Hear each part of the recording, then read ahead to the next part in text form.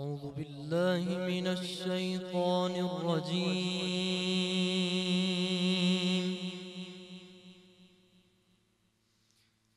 بسم الله الرحمن الرحيم. اقرأ باسم ربك الذي خلق خلق الإنسان من علق. اقرأ وربك الأكرم.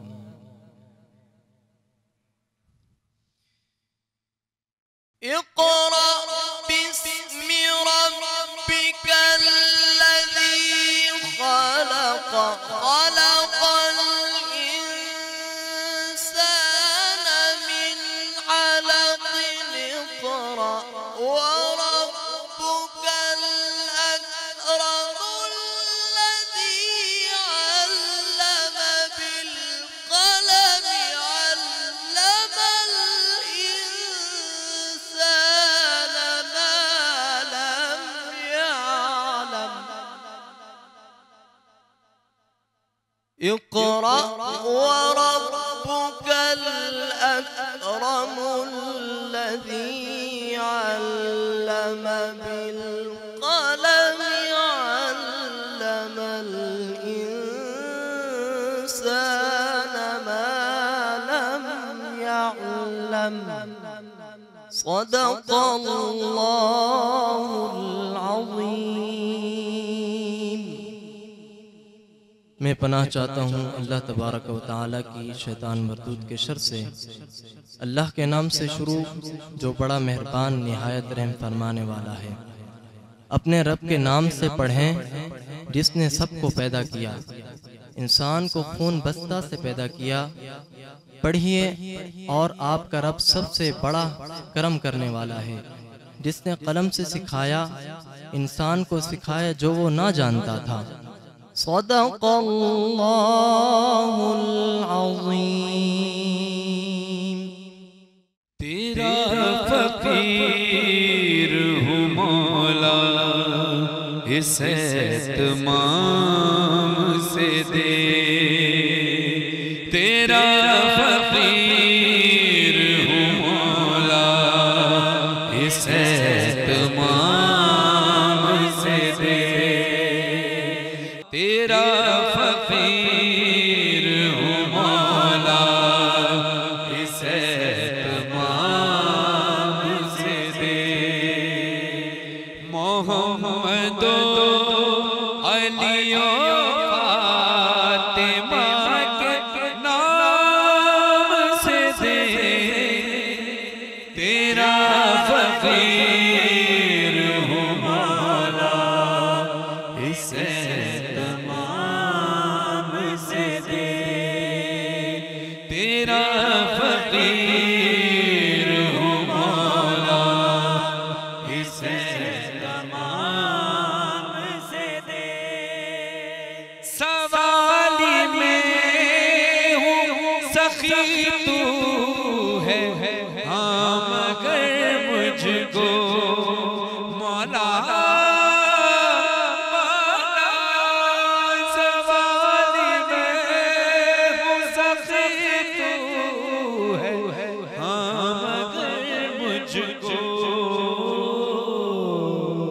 Najaf से सावरा से Karbala से शाम से दे। मोहम्मद अली फातिमा के नाम से दे। तेरा फ़कीर हूँ मौला, इस एहतमाम से दे। रिदाए फातिमा ज़हरा में शान कर मौला, मौला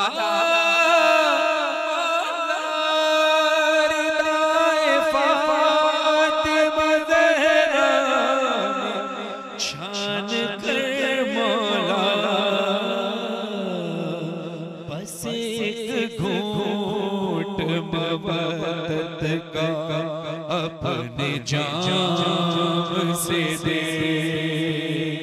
मोहम्मद अली फातिमा के नाम से दे। तेरा फकीर हूँ मौला, इसे है तमाम से दे। बना में बूज़र सलमा मी समो कंबर। सनद गुलामी की दे दे, किसी भी नाम से दे। मोहम्मद अली फातिमा के नाम से दे। तेरा फकीर हूँ मौला, इसे तमाम से दे। बदन से रूह चले आयतों के साए में। मौला बदन से रूह चले आयतों के साए में। कि मौत भी मुझे इस दर्जा शाम से दे। मोहम्मद अली फातिमा के नाम से दे। तेरा फकीर हूँ मौला, इसे तमाम से दे। वाह वाह, सुभान अल्लाह, सुभान अल्लाह, माशाल्लाह माशाल्लाह। आपने जो कलाम पेश किया है अहले बैत के घराने पे, माशाल्लाह सुभान अल्लाह। और यहीं से हम आगाज़ करेंगे। पहले तो अस्सलाम वालेकुम सबको, और 14 रमज़ान सबको बहुत बहुत मुबारक हो। और आज का ही दिन क्योंकि मगरिब के बाद से इमाम हसन अलैहिस्सलाम से मंसूब होने वाला है, तो हमने ये सोचा कि हम अब आज से ही, कल तो होगा 15 रमज़ान में तो होगा बिल्कुल उनकी आमद का, तो हम आज अपनी ट्रांसमिशन से ही मौला से मंसूब करते हैं और कल तक लेके जाएंगे। और क्या खूब सवार हैं उस सवारी के जो अल्लाह ताला के महबूब हैं, हुजूर अकरम सल्लल्लाहु अलैहि वसल्लम के सवार। हुजूर अकरम सल्लल्लाहु अलैहि वसल्लम जब नमाज के सजदे में हुआ करते थे तो इमाम हसन और इमाम हुसैन अलैहिस्सलाम उनके शान मुबारक पे घंटों घंटों रहा करते थे, और हुजूर अकरम सल्लल्लाहु अलैहि वसल्लम सजदे से नहीं उठा करते थे। वाह। एक बार का जिक्र है कि इमाम हसन अलैहिस्सलाम शान मुबारक पे हुजूर अकरम सल्लल्लाहु अलैहि वसल्लम के सवार थे। एक शख्स गुजरा और उसने कहा, वाह क्या सवारी है आपकी।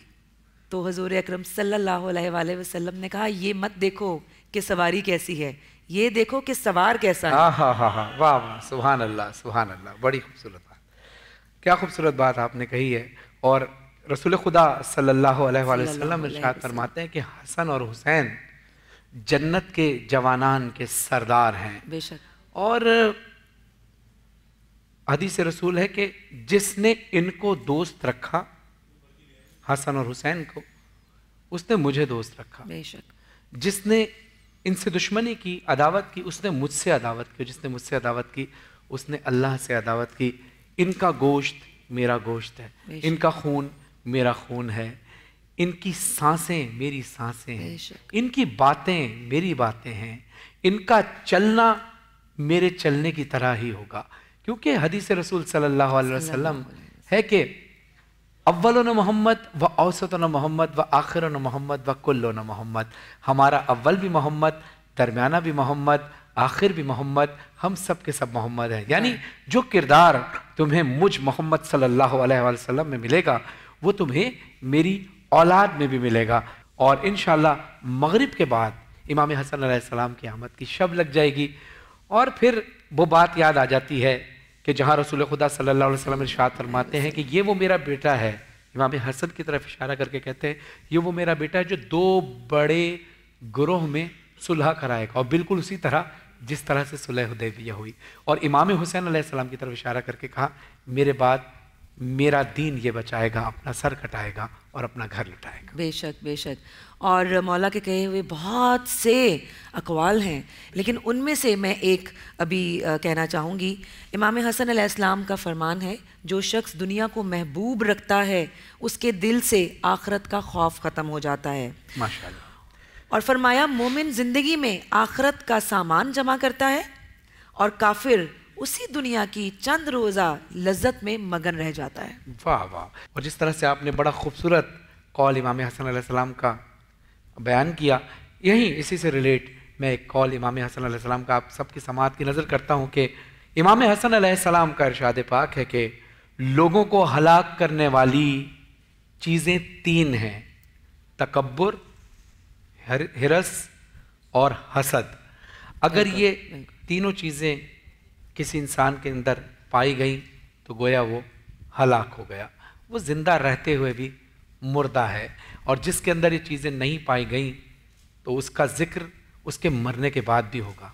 क्योंकि जैसे हम अक्सर कहते हैं ना कि पैसों की इन्वेस्टमेंट करते हैं, मुस्तकबिल में काम आएगा, प्रॉपर्टी ले लेते हैं, मुस्तकबिल में काम आएगी, बच्चों की परवरिश करते हैं, बच्चे बड़े होके हमारा सहारा बनेंगे। ये इन्वेस्टमेंट अपने किरदार की भी करनी चाहिए कि जब हम इस दुनिया से चले जाएं तब भी हमें अच्छे अल्फाजों में याद किया जाए। बिल्कुल। और आज अपनी ट्रांसमिशन में बिल्कुल जिक्र करते रहेंगे टिल एंड, जब तक हमारी ट्रांसमिशन ख़त्म नहीं हो जाती। हम इमाम हसन अलैहिस्सलाम की आमद पे सबको मुबारकबाद पेश करते हैं और इसी को आगे लेके चलेंगे इंशाल्लाह। लेकिन छोटे से ब्रेक की तरफ जा रहे हैं, हमारे साथ ही रहिएगा।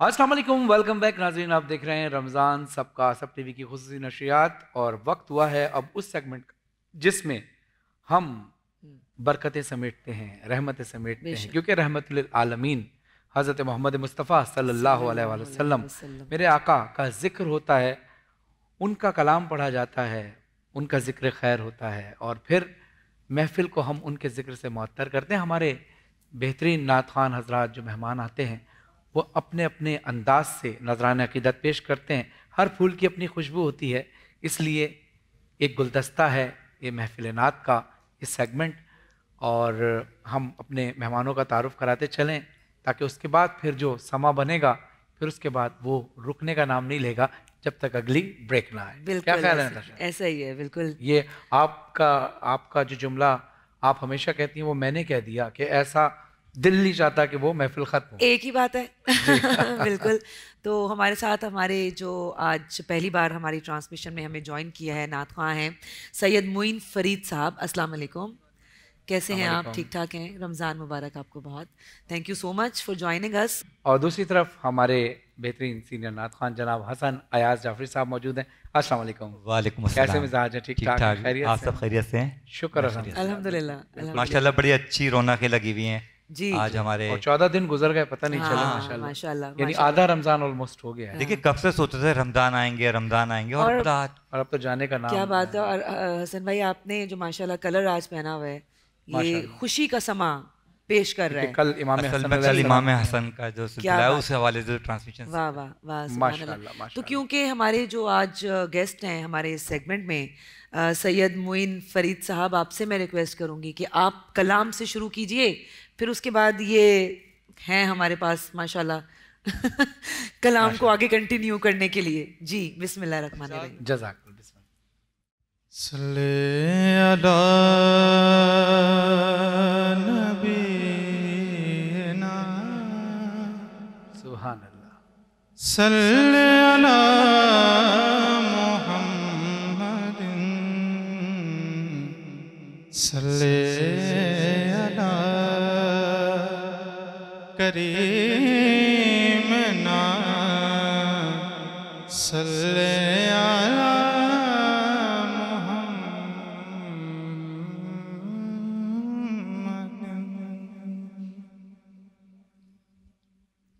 इंसान का अकीदा क्या होता है। बिस्मिल्लाह। शायर ने बहुत खूबसूरत अल्फाज में कहा, जहाँ मेरा ईमान है वो भी मेरे अशआर सुनते हैं।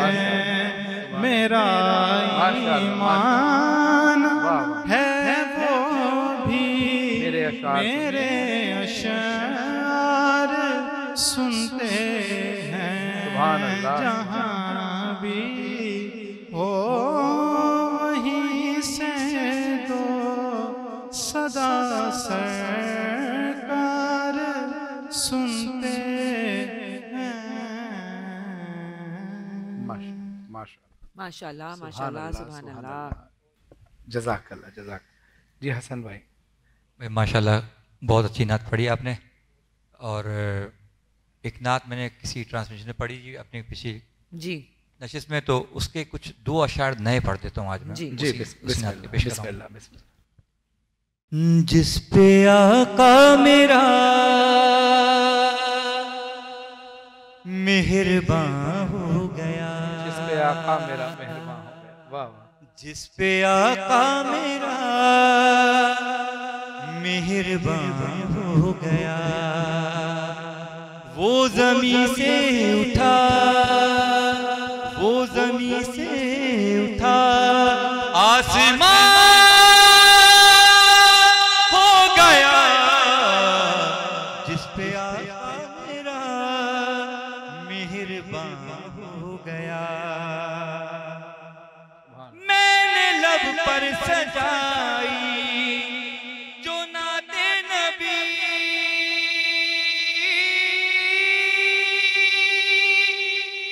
मैंने लब पर सजाई जो नाते नबी।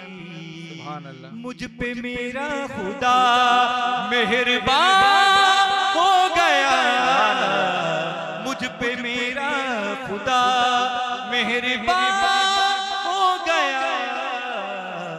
जिस पे आका मेरा मेहरबान हो गया। सुभान अल्लाह। कि नात गोई का मैंने, नात गोई ने मुझको सलीका दिया।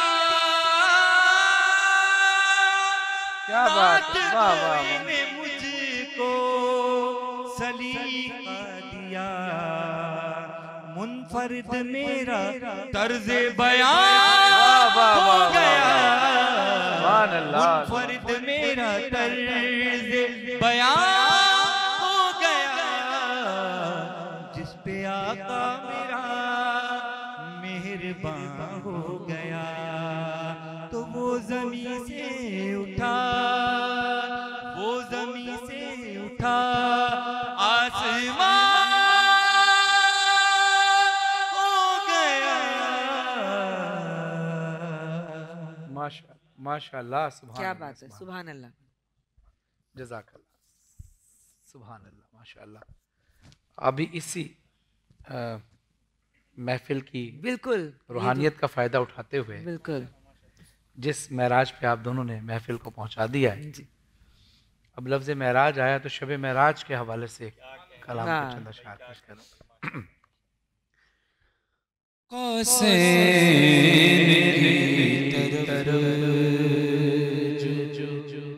सफर मुस्तफा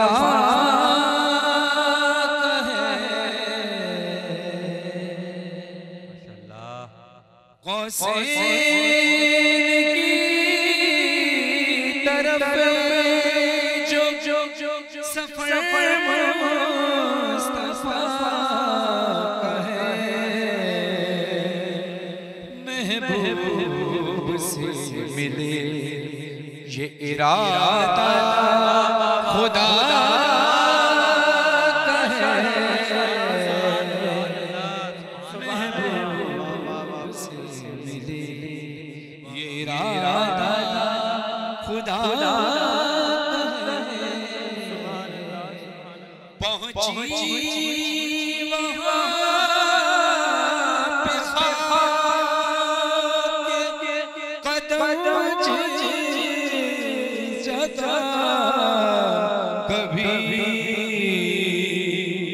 ना ही मलाइका का गुजरना हवा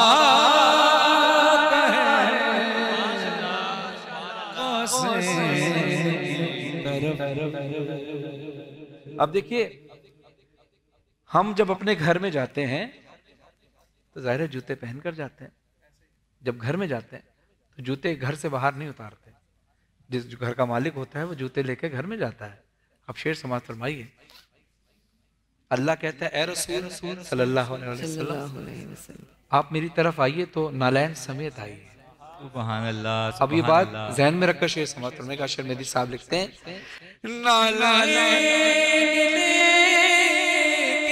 जाते हैं जब घर में मालिका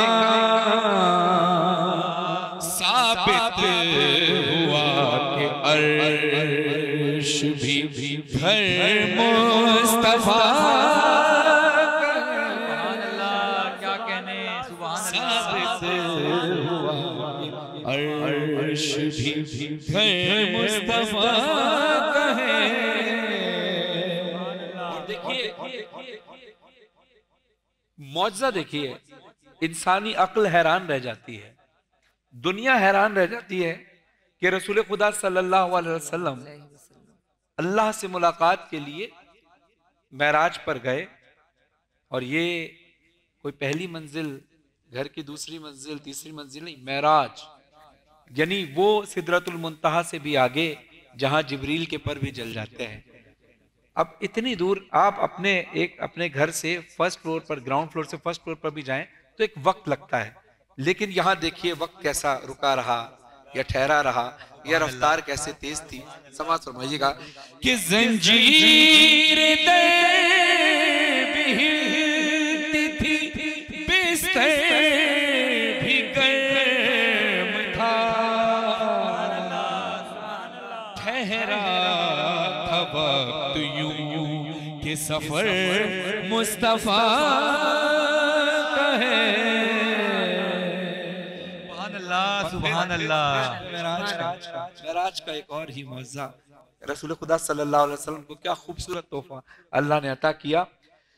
बेटी को लेने पहुंचे सरेश मुस्तफा, ज़हरा नबी के वास्ते तोहफा खुदा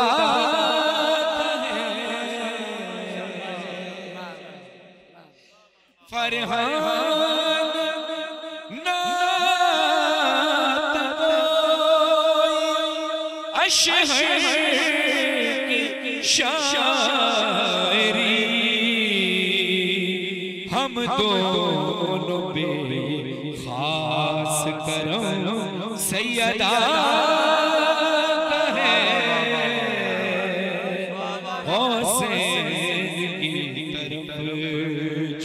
सफर मुस्तफा कहे,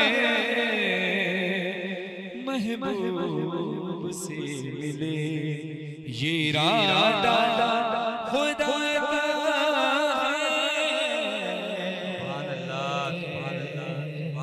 माशाल्लाह माशाल्लाह माशाल्लाह। सुभान अल्लाह। शुक्रिया, समा बन गया। बहुत शुक्रिया। सुभान जी अल्लाह। माशाल्लाह सुभान माशाल्लाह। बहुत शुक्रिया। मौला सलामत रखें आप। अब मेरे ख्याल में आप कोई ऐसा कलाम पढ़ लें जो तीनों पढ़ लें मिलके। जी आप सब शामिल हो जाएं उसमें। जी सब शामिल हो चलें फिर, तो जब सबकी बात हो रही है तो सब तो फिर एक ही कलमा है जिसपे सब यकजा होके सब और पढ़ते हैं। सब टीवी भी है, सब टीवी भी है, तो फिर सब मिलके पढ़ें। तो सब मिलके कलमे का विर्द करते हैं। जी, इससे बेहतर जी, तो कोई और काम है ही नहीं। बिल्कुल बिस्मिल्लाह बिस्मिल्लाह। पढ़िए ला इलाहा इल्लल्लाह, ला इलाहा इल्लल्लाह, ला इलाहा इल्लल्लाह, ला इलाहा इल्लल्लाह। पढ़ो पढ़ो ये अज़ान, ला इलाहा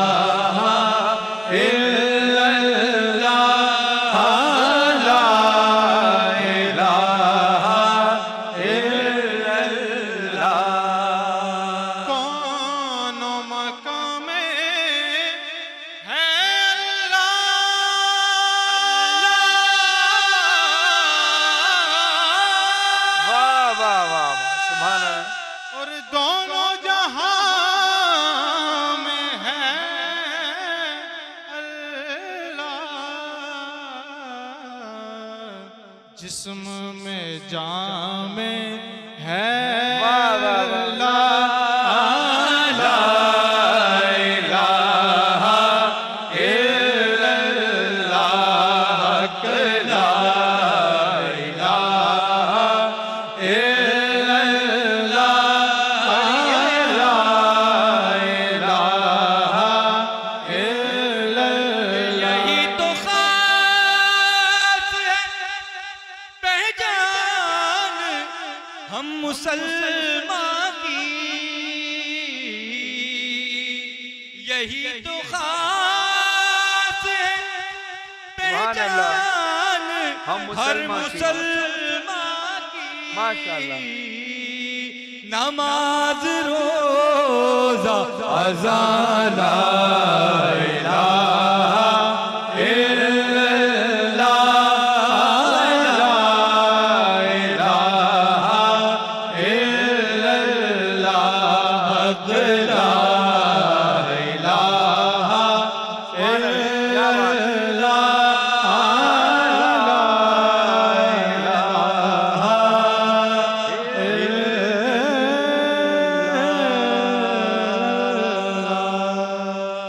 माशाअल्लाह, सुभान अल्लाह, सुभान अल्लाह, सुभान अल्लाह। वही नूरानी महफिल और माशाअल्लाह। वही समा बन चुका है शहर का, लेकिन वही मजबूरी के ब्रेक पे भी जाना है और अगले सेगमेंट्स की तरफ भी बढ़ना है।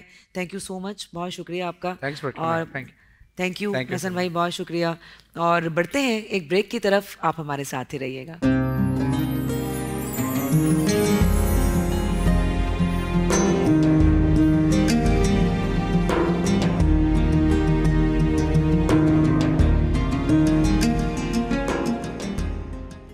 वेलकम बैक, हम आ गए हैं वापस और आप देख रहे हैं रमज़ान की स्पेशल ट्रांसमिशन रमज़ान सबका सब टीवी पे। और इस वक्त हैं जी हम अपने किचन में, और किचन में हमारी शेफ नौरीन हमें आज क्या बना के खिलाने वाली है? आज हम बना रहे हैं ओमविच सैंडविचेस, जो कि स्क्रैम्बल्ड एग के साथ विद चीज बनता है क्रोसॉ में। Croissant it's like it's a buns, इसको क्रोसॉ बोलते हैं। Yes. ठीक है, तो हम इसमें ओमविच सैंडविचेस बना रहे हैं, जो कि हमने ये बहुत Croissants मजे के तो सुना था, लेकिन आपने ये खाया होगा ब्रेकफास्ट इसमें में। मैंने ब्रेकफास्ट में वो खाया है जो हाफ फ्राई। अच्छा, हाफ फ्राई, ओके। नहीं, हमने सारी जिंदगी क्रॉसॉन्स हाँ, बोला है, ये हाँ। क्रॉसॉन पहली दफा सुना वो है। फ्रेंच में नून गुन्ना वाला क्रॉसॉन पहली दफा सुना है। क्योंकि फ्रेंच में क्रोसॉ बोलते हैं, तो इसलिए। Okay. अच्छा, मैंने इसमें 6 से 7 अंडों को मैंने बीट किया, उससे मैंने काली मिर्च का पाउडर डाला 1 टीस्पून, हाफ अ टीस्पून, आधी चमची मैंने डाला व्हाइट पेपर पाउडर। अच्छा। ठीक है, नमक एज पर योर टेस्ट, आपके हिसाब से जो भी जितना भी आप डालना है, क्योंकि इसमें Right. चीज भी जाएगी, उसमें सॉल्ट होता है। हाँ। बस इसमें और कुछ भी नहीं जाएगा। बस हमने इसमें फिर आधा कप दूध डाला है, और फिर हमने इसको 2 टेबलस्पून में नॉन स्टिक पैन में हमने इसको एग को बीट करके डाला दूध के साथ। फिर हमने इस तरह से इसका स्क्रैम्बल्ड बना लिया। ठीक है, जबरदस्त। तो ये हो गया। ठीक अच्छा, है। अब मैं क्या करूंगी? हो गया, अब जाएं। अच्छा, अब ये बोल है, इससे मैंने ये डालना है। हाँ, फिर मैं इसमें थोड़ा सा डाल मेयो दिया। को ऐड करूंगी, ओके, मेयोनेज को। ठीक है। वो और ये आप option बेक है। करेंगी? हाँ, ये फिर मैं सारा इसको कुछ बेक करके? करूंगी नताशा चीज डाल के। ओके, बाप ओके। अच्छा, ये मेरे पास आइसबर्ग लेट्स भी रखा हुआ है। कुछ ठीक है। आप लोग, अगर आप लोग सैलड लीव्स यूज कर सकते हो तो वो भी यूज करें, लेकिन आइसबर्ग थोड़ा क्रंची होता है, मजे का लगता है, तो ये इसके साथ ये यूज होता है। ठीक है, ठीक है। अच्छा, ये है पार्मेजान एंड चेडर चीज, ठीक तो ये है। इसमें जाएगा। चले जी, अब मैं इसमें डालती हूँ मेयोनेज़, मेयोनेज। ठीक है। ठीक है, इसमें मेयोनेज जाएगा और आप ये सारा mix हो इसको जाएगा। वो करेंगी, बेक करेंगी जी। या? एंड में बेक करेंगे इसको, जब मैं स्प्रेड करूंगी बंस पे, फिर मैं इसको बेक Okay, करूंगी। अच्छा, थोड़ा सा हम इसमें डालेंगे ये, केचप, हाँ, थोड़ा Okay. सा डालूंगी, ज्यादा नहीं, लाइक 1/4 टीस्पून। ओके, ठीक ठीक है। है। ठीक है, इस तरह से। अच्छा, फिर हमने इसको थोड़ा सा मिक्स करना है, क्योंकि इसमें थोड़ा मेयोनेज मैं इसलिए भी मिला रही हूँ क्योंकि हम जब ब्रेड पे लगाएंगे तो वो कहीं गिरे नहीं, स्टिक हो जाए आराम से। सही बात। अच्छा नाज़रीन, एक टैलेंट जो है ना वो नौरीन का ये है कि हमारे पास एक बाउल कम पड़ रहा था केचप के लिए। इन्होंने ये देखिए, ओह, ये शिमला मिर्च कहलाती है जी, ये शिमला मिर्च को जरा टॉप कैमरे से देखा, शिमला मिर्च को इन्होंने बाउल बाउल बना दिया। ये। टैलेंटेड शेफ है हमारे यहाँ, Talented मजाक chef। समझ रखा है क्या? हमारे हो नहीं सकते नहीं, talented आप कुछ इस तरह कर सकती हैं, ऐसी ऐसे वैसी थोड़ी एक्सप्रेशन है के क्या? साथ कि बहुत ज़हीन, बहुत ज्यादा। बहुत ज़हीन है। ये वो वाले एक्सप्रेशंस हैं, बिल्कुल ठीक है। अच्छा, ये इसके बीच में मेयोनेज अच्छा, चला गया हाँ, और मेयोनेज मिक्स हो गया, थोड़ा सा गया। केचप गया, थोड़ा सा मैंने 1 पिंच ब्लैक पेपर डाला हाँ। इसमें। अब मैं थोड़ा सा व्हाइट पेपर पाउडर डालूंगी। ठीक है, ठीक है, ये भी पिंच ही है, ज्यादा अच्छा। ये भी नहीं, pinch ठीक है, है। पिंच हस्बे जायका। हस्बे जायका। अब हम क्या करेंगे, हमने ये लिया, अब हमने इसके ऊपर पोर किया, हम इसको स्प्रेड करेंगे और फिर ये एज इस पे जाएगा। ठीक अब है। इसको भी इसी तरह कर देंगे। इसको आप कवर भी करेंगे, इसको ये खुला रहेगा? चीज डालूंगी फिर कवर करके बेक करूंगी। ओके जी। समझ गया समझ गया। Great. और वैसे भी कर सकते हैं आप, लेकिन फिर मैं सब में फिलिंग वो करनी फिर पड़ेगी। पिज्जा स्टाइल का हो हाँ, जाएगा वो ना? पिज्जा हो जाएगा ओपन। तो उस पे आपको चीज डालनी पड़ेगी उसमें, जी है ना? जी। और ये बकायदा एक मील होगा, हाँ, क्योंकि ये इतना exactly. एक सैंडविच ही बिल्कुल। इतना हैवी होगा सही कह रही हैं, बिल्कुल कि सही कह रही एक सैंडविच खा के ही मेरे ख्याल में पेट फुल हो जाएगा, है ना? हैं। बिल्कुल। ये इतना मील होगा कि आप इसके बाद कई मील चल सकते हैं। ये बहुत अच्छा मील होगा। कई किलोमीटर, आप किलोमीटर वाले पे चले गए हैं। हाँ, हम किलोमीटर पे हैं। अमेरिका में माइल्स होते हैं, जी। हमारे यहाँ पे किलोमीटर्स काउंट होते हैं। किलोमीटर्स माइल में जाता है, आई थिंक कुछ 8 किलोमीटर्स के बाद माइल पे ये शिफ्ट जस्ट हो लाइक जाता ऐसे है। जैसे हाँ। वेट में हम करते हैं ना, केजी एंड पाउंड। हाँ, अच्छा, अब मैं थोड़ा सा चीज डाल दूंगी, ठीक है? हाँ। चेडर चीज। हाँ। अच्छा, जब ये मेल्ट हो जाएगी चीज, बेक हो जाएगी, तो फिर हाँ। इसके बाद मैं ऊपर का जो पोर्शन होगा ब्रेड का, फिर मैं लेटस रखूं। अगर मैं लेटस अभी रख दूंगी तो वो खराब हो जाएगा। बिल्कुल सही कह वो रही जरा फ्रेश हो जाएगा। ये भी सही है। और अगर पहले ही हम लगा के रख दें बहुत जल्दी में है तो क्या होगा? वो फिर अजीब सा हो जाएगा, पानी चिपक छोड़ देगा, जाएगा लेटर ना? चिपक हाँ। जाएगा, सूख हैं। जाएगा। खराब हो जाएगा। अब हम इसको बेक करने अगर आप रखें। चाह रही हो तो अपने हिस्से का आप ट्राई करके देख लें कि नहीं क्या नहीं होता है। नहीं, मैं बिल्कुल एक्सपेरिमेंट नहीं करूंगी, अच्छा। बिल्कुल नहीं। अच्छा, ये हमने इसको बंद कर दिया, बंद हो गया। ठीक है? ठीक है। अब हम इसको, मैं अभी 3-4 और बना लेती हूँ, ठीक फिर हम इसको बेक करने रख देंगे। ठीक एक है, साथ। आप ठीक फिर है। इसको आप बेक बेक करें करेंगी। और हम ब्रेक लेते हैं। ठीक है, अच्छा बिल्कुल। ठीक है, बेक आप करेंगी कितने सेंटीग्रेड पे, कितनी मतलब देर के 250 लिए? पे 5 मिनट्स के लिए। 5 मिनट्स 5 to के 6 लिए। minutes, that's it, max। बस ठीक है, फिर हम ब्रेक पे चलते हैं और ब्रेक से जब वापस आएंगे तो फिर हमारा ये कंप्लीट हो गया होगा। बिल्कुल। है ना? जी। चलें जी, will take a short break here, please stay with अस।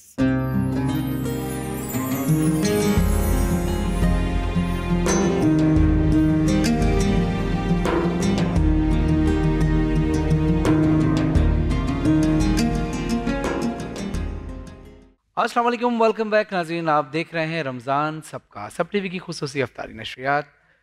ये सेगमेंट वो है जब हमारे यहाँ कोई ना कोई मेहमान ख़ास तौर पर तशरीफ़ लाते हैं और हम उनसे गुफ्तगू करते हैं, और वो किसी न किसी शोबे से ताल्लुक़ ज़रूर रखते हैं, इसलिए हमारे ख़ास मेहमान होते हैं। तो आज जो हमारे ख़ास मेहमान हैं उनके बारे में बताता चलूँ।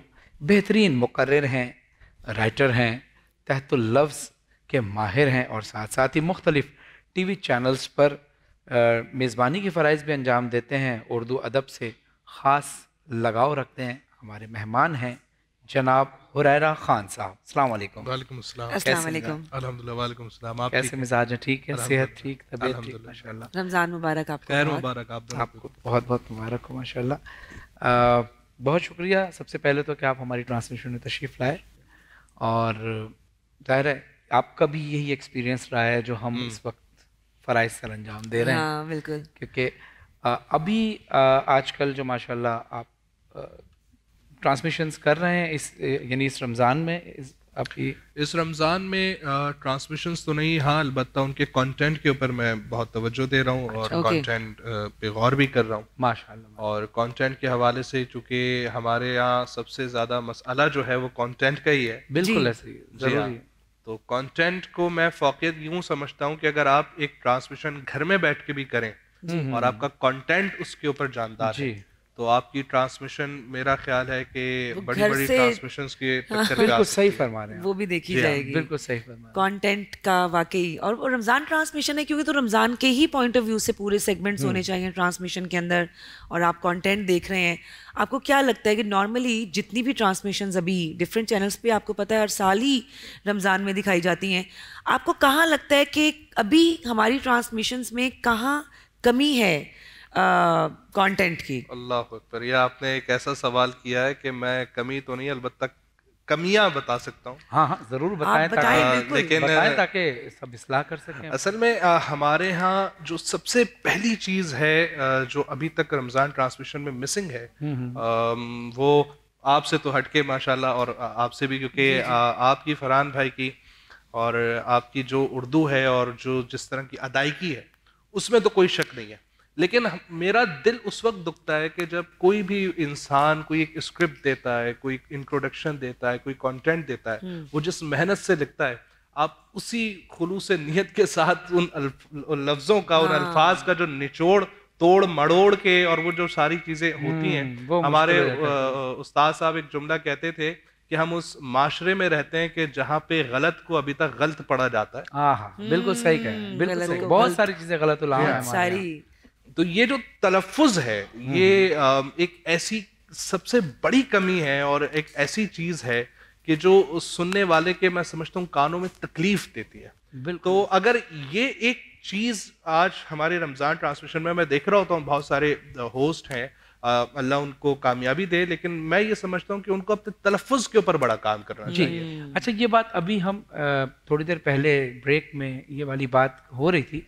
अब जैसे नताशा माशाल्लाह आती हैं, जो मैं इनको देख रहा हूँ, तो ये हमारे यहाँ जो गेस्ट आ रहे होते हैं उनके बारे में फिर पूरी वर्किंग कर रही होती हैं, या अगर कोई कंटेंट है, कोई टॉपिक है हमारा, तो उसके बारे में पूरी तरीके से जो चीज़ लिखी हुई है उसको भी देखती हैं। और हम भी यही काम करते हैं कि पहले देखते हैं कंटेंट लिखा हुआ क्या, इसमें अगर हम कुछ और बेहतर बता सकते हैं तो ठीक है, या हम अपनी इस्लाह कैसे कर सकते हैं, ये जो चीज़ हमें समझ में, यानी जब तक हमें कोई चीज़ समझ नहीं आएगी हम बोलेंगे कैसे, ठीक है ना।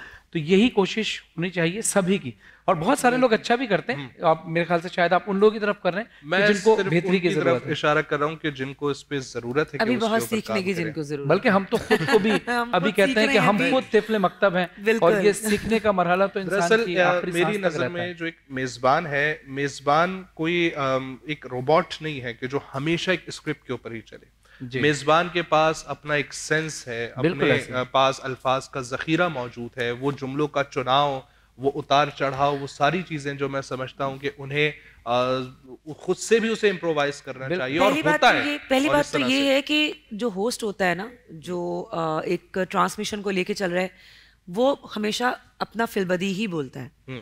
बिल्कुल ठीक है, उसमें पॉइंटर्स जरूर होते हैं, जैसे आज का टॉपिक आपने बताना है तो उस पर तो हमने बात करनी है। तो अगर हमारे पास उस टॉपिक के बारे में नॉलेज है ऑलरेडी, तो हम वो पॉइंटर सिर्फ अपने पास रखेंगे कहीं कहीं जहां हमें फिल करने की जरूरत है, सिवाय कुरान की आयात, उनका तर्जुमा और अहादीस और अक़वाल मासूम, वो तो हमें वर्ड टू वर्ड पढ़ना है, चाहे हमें कितनी टाइम लगे याद करने, या तो याद हो या देख कर पढ़ें, कोई प्रॉब्लम नहीं कि आप पेपर में देख कर पढ़ रहे हैं, लेकिन हदीस और आयत, उसका तर्जुमा वो गलत नहीं होना चाहिए। बिल्कुल। हाँ, अगर टॉपिक रखा है मिसाल के ऊपर सिला रहमी, झूठ, ईमानदारी या सोशल इश्यूज पे, उस पे तो आपकी मेरे ख्याल से यही कोशिश होती है कि हम बेसिक उसका जो मरकजी ख्याल है वो बस वो ले लें, फिर वर्ड टू वर्ड याद करने में मजा नहीं आता। बिल्कुल असल में इस पे ये भी होता है कि एक होस्ट को अपनी नॉलेज पे भी बहुत काम करना, बिल्कुल ठीक है, उस पे आपको पढ़ना पड़ता है, मुतालिया करना पड़ता है। तो अमूमन बहुत सारे लोग हैं मेरे ऑफिस में आते हैं और कहते हैं जी हमें मेजबानी का शौक है, तो मैं पहला सवाल ये करता हूँ कि तुमने कितनी किताबें पढ़ी हैं? तो कहते हैं सर किताब तो वही पढ़ी है जो हमने स्कूल यूनिवर्सिटी में पढ़ी है। तो मैंने कहा कि जब तुम 10 किताबें पढ़कर आ जाओ, उसके बाद कहना कि अब मैं होस्ट बनना चाहता हूँ, होस्ट बनना बड़ा मुश्किल काम। हमारा अभी तजुर्बा आपका भी यही रहा है जी, कि अक्सर जब सवालात हम लिखते हैं ना पहले से कि हम उलमा कराम से सवाल करेंगे या अपने गेस्ट से सवाल करेंगे, तो जब सवाल लिखते हैं ना तो अमूमन हम खुद भी या हमारे जो कंटेंट लिखते हैं, जब सवाल लिखते हैं ना तो उसमें अक्सर ऐसा होता है पहले सवाल में चारों सवाल का जवाब वो पहले ही आता है। हाँ, वो आ जाता है, तो हम इस पे बिलीव ही नहीं करते। फिर हम कोशिश करते हैं कि बातों में से ही सवाल निकालें, और वही नेचुरल होता है, वही नेचुरल होता है, वो देखने वाले को भी अट्रैक्ट करता है, वो जो उस वक्त प्रोग्राम कर रहा है उसे भी मजा आता है, और जो उस वक्त जवाब दे रहा है वो उसे भी अपने साथ इन्वॉल्व करता है। बिल्कुल। चलें, ये तो ट्रांसमिशंस की बात हो गई, आप माशाल्लाह कंटेंट भी और साथ में आप होस्टिंग भी करते हैं। आजकल रमज़ान में क्या स्पेशल एक्टिविटीज़ हैं आपकी?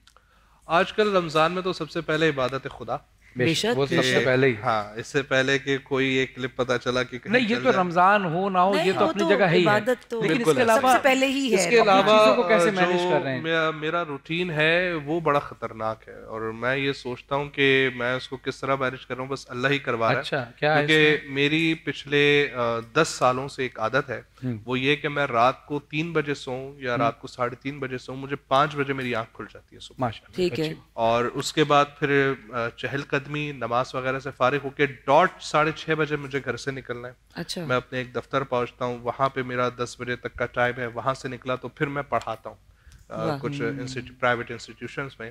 तो वहाँ से जब मैं पढ़ा के फारिग होता हूँ 5 बजे, और 5:30 बजे मेरा एक और दफ्तर है जहाँ पे मुझे हाजिरी लगानी होती है, फिर मैं वहाँ जाता हूँ।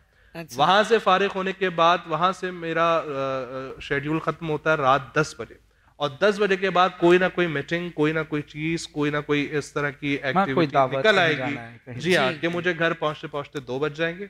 और फिर एक और मुझे एक आदत है, जब तक मैं कोई किताब ना पढूं या कोई वो ना पढूं तो नहीं। सर माजरत के साथ, आप शादीशुदा? नहीं, अल्लाह का शुक्र। अच्छा, मैं वही कहने लगी थी कि ये तो शदीद बीवी के साथ ज्यादती कर रहे हैं। जब तक शादी नहीं बीवी होती बच्चों तब के तक साथ तो ये है, उसके बाद फिर तैयार हो जाएं। अच्छा, शायद इसीलिए नहीं हो रही कि टाइम नहीं मिल रहा। किताबों से शादी कर लिया। किताबें तो समझें, किताबें मेरी रूह है।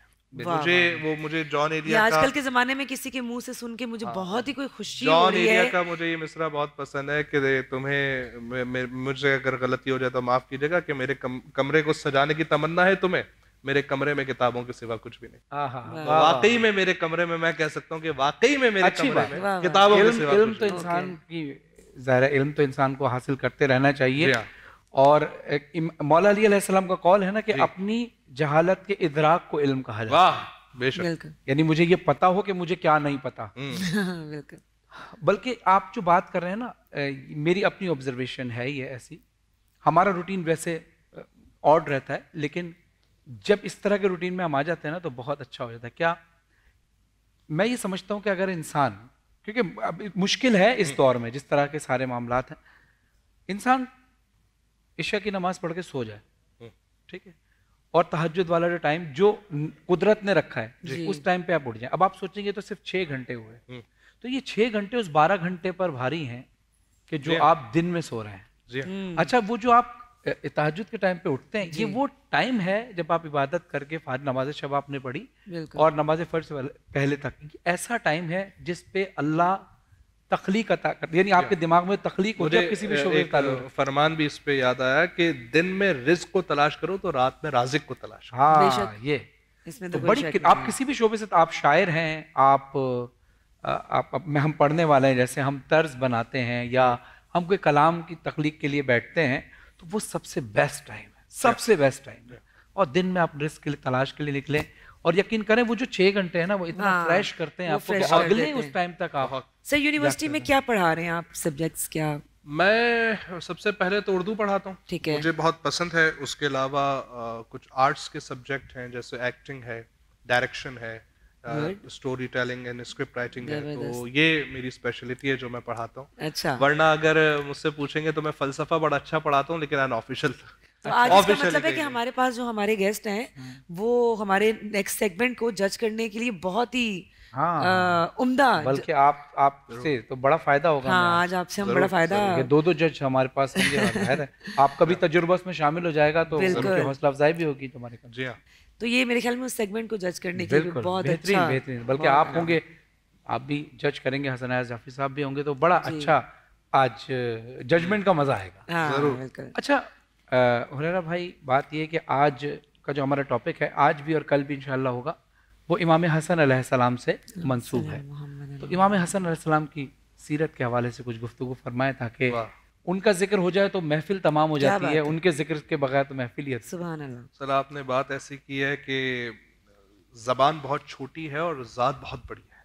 बेशक। और उन मौला इमाम हसन अलैहिस्सलाम की सीरत के ऊपर अगर गुफ्तगू हो तो ये दिन नहीं, ये महीना नहीं, सालों साल बड़े कम हैं। बेशक। लेकिन मैं आजकल सिर्फ नौजवानों के लिए जो देख रहे होंगे, जो सुन रहे होंगे, उन तक भी चीज़ें पहुँच रही है।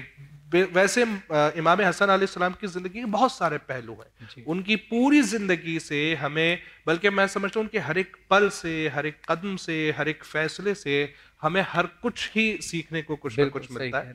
लेकिन एक चीज़ जो एक इंसान जिस पे गौर करता है, जो तवज्जो करता है, वो ये करता है कि इमाम हसन अलैहिस्सलाम की जो रहम दिली थी और जो आपके अंदर एक सॉफ्टनेस थी, जो नर्म मिजाजी जिसे कहें, अपने ऊपर काबू रखना, गैज़ व गज़ब का शिकार ना हो जाना, मैं समझता हूं कि हमें आज के दौर में उस चीज की बहुत जरूरत है। वो कि सभी चीजों की है, लेकिन एक अगर इस चीज को, इस पहलू पे हम गौर करें, मतलब आज के दौर में हम किसी से बात करें, कोई हमारी गाड़ी को ओवरटेक करके अगर आगे चला जाए तो हमें एकदम से गुस्सा हो जाता है।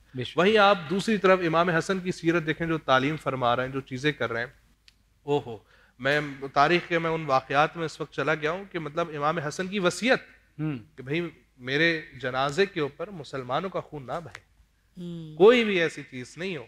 नर्म मिजाजी, सॉफ्टनेस आपने हमेशा से सिखाई, और क्या ही बात करें। और सिर्फ आपकी ज़ाहिरी तौर पे जवानी की जिंदगी की हालात नहीं, बल्कि आप उनके बचपन को देख लें, आपके सामने फितरुस का वाकया मौजूद है, ऐसे बेशुमार लातादाद वाकयात हैं, लातादाद चीज़ें हैं, और फिर उतनी ही आर्जी। एक वाकया मेरे जहन में आया कि एक शख्स जो कि ज़ाहिरी तौर पे तस्लीम नहीं करता था इमाम हसन अलैहिस्सलाम को, और ज़बान से तौहीन भी करता था, वो कहीं से सुन के मदीने आया। तो मालूम नहीं था ज़ाहिरी तौर पे कि कौन है, कैसे दिखते हैं, कैसी शख्सियत है, हाँ सुन रखा था। तो जैसे ही मदीने पहुंचा तो मदीने के चौखट के ऊपर उसने एक साहब को बैठे हुए देखा और कहा कि मैं मुसाफिर हूँ। तो उन्होंने उसकी तरफ देखा और कहा तुम मुसाफिर हो तो तुम भूखे मालूम होते हो। कहा हाँ मैं भूखा हूँ। तो कहा जाओ फला जगह पे एक दस्तरखान लगाया और वहां पे जाके जो तुम्हें खाना है तुम खा लो, और अगर कुछ घर के लिए लेके जाना चाहते हो तो वो भी मिल जाएगा। और वो कुछ आगे गया तो उसने देखा कि वो जो शख्सियत थी वो एक रोटी को अपने घुटने पे रख के तोड़ने की कोशिश कर रहा है और उसी को लुकमा बना के खा रहा है। लिहाजा वो शख्स वहां गया, वो एक निवाला खुद लेता और एक निवाला अपने पास स्टोर करता। अच्छा। तो किसी ने आके पूछा कि भाई तुम्हें खाना है तुम खाओ, और तुम्हें घर के लिए चाहिए वो भी ले जाओ, लेकिन अपना पेट भर के खाओ, ये तुम किसके लिए रख रहे हो? तो कहा मैं जब आया था तो मुझे मदीने के दाखिली दरवाजे के ऊपर एक शख्स मिला, वो इस तरह से रोटी खा रहा था जिससे मुझे यहाँ का पता बताया, मैं उसके लिए लेके जाना चाहता। तो उन्होंने जवाब दिया कि आपको जितना खाना है खाओ, वो यहाँ का कुछ नहीं खाएंगे। पूछा गया क्यों? कह रहे जिस दस्तरखान पे खा रहे हो ये दस्तरखान उसी हसन इब्न अली इब्न अबी तालिब अलैहिस्सलाम। सुभान अल्लाह, क्या आजिज़ी, क्या नर्म मिजाजी, कैसी शख्सियतें। मतलब आज के दौर में अगर हम उनकी सीरत के किसी एक पहलू को भी आज का नौजवान पकड़ ले, थाम ले और उसके ऊपर चल पड़े या उस पर सोचो फिक्र ही करना शुरू कर दे, तो मैं समझता हूँ कि बहुत सारी चीजें ऐसी हैं कि जिसमें सुधार पैदा हो सकता है, बहुत सारी चीजें ऐसी हैं कि जिसमें बेहतरी आ सकती है, बहुत सारी चीजें ऐसी हैं जो कि आपकी चेंज हो सकती हैं, आपकी जिंदगी में तब्दीली हो सकती है। और ये तो वो शख्सियात हैं कि जिनके बारे में ये कहा जाता है कि आप इनको सोचना शुरू करते हैं, आपकी शख्सियत में तब्दीली खुद मुरतब। बिल्कुल ऐसा है, इनकी शख्सियत का ही असर है, नमूना हयात बन के आए हैं हमारे लिए। बल्कि आपने जो दस्तरखान का जिक्र किया, यहाँ मैं एक बात और बताता चलूँ उन लोगों के लिए कि जिनको इस बारे में इल्म नहीं है, तो इल्म में इजाफा हो जाए कि नाज़रीन आप तो आपसे तो खैर तवज्जो नहीं हो, आप जानते होंगे, जब मैं उम्रे पे पहली बार गया तो जो हमारे साथ हमें लेके गए थे उन्होंने उस जगह का मुझे बताया कि जब रोज़ा रसूल सल्लल्लाहु अलैहि वसल्लम की ज़ियारत करके जिस दरवाजे से आप, जहाँ जाली है, जहाँ रसूल अकरम सल्लल्लाहु अलैहि वसल्लम के कब्र अथर है, वहाँ से आप निकल के एग्जिट जो गेट है ना, और सामने जन्नतुल बकी है, ये जो सामने वाइट टाइल्स लगे हैं, बड़ा पोर्शन, ये पोर्शन सारा महल्ला बनी हाशिम था, और इसी मकाम पर इमाम हसन अलैहिस्सलाम का दस्तरखान लगता था। और आज कायनात का कोई ऐसी जगह, कोई ऐसा शहर, कोई ऐसा मुल्क नहीं है जहाँ इमाम हसन अलैहिस्सलाम दस्तरखान नहीं लगता। बेशक, और हम कंटिन्यू करेंगे क्योंकि आपको पता है हमारी लाइव ट्रांसमिशन है और हमें अपने सेगमेंट साथ लेके चलने होते हैं, तो हमारी मजबूरी है कि हमें ब्रेक्स लेने होते हैं। तो ब्रेक के बाद आएंगे और हमारे पास एक बहुत अच्छा सेगमेंट है जिसके बारे में हमने कहा कि आप भी हमारे साथ रहेंगे और जज करेंगे। Will take a short break here, please stay with अस।